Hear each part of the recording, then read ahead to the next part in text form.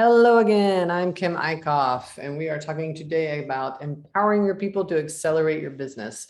And one of the ways that we can do this is to empower our employees and our teams to say it's okay to cut certain customers loose. I know we all want to make money and we want to do that as well as we can, but sometimes we take on customers that are not a good fit for us. I have a client right now who kept taking on customers that were very high maintenance. They argued about the price on everything. They nitpicked every little piece of what this person was providing, and it drove her crazy. And I kept talking to her about, well, why are you working with these people? You don't have to work with them. If they're not a good fit, cut them loose and go find those that are.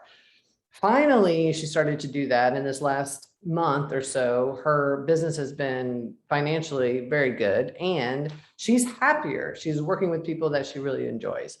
And she made a comment that it really helps to release those customers that are not a good fit, because now she's working with the people that are, and she feels good about that. And it's rewarding, it's rejuvenating, all that stuff. So if you are feeling burned out, take a look at your customer base. Are you doing things that are outside of your wheelhouse for them? Are you not charging enough? Are you constantly having to explain yourself? Are you arguing with them?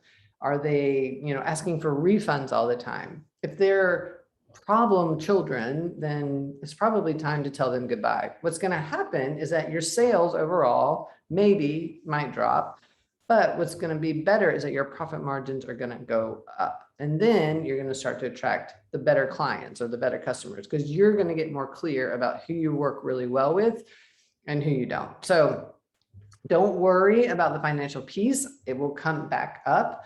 A lot of times what people see is that their income doesn't even drop. They might lose some customers, but they also gain others that are a better fit, and then they can charge more of what they're worth. So they actually end up working with less people or less customers and make the same amount of money.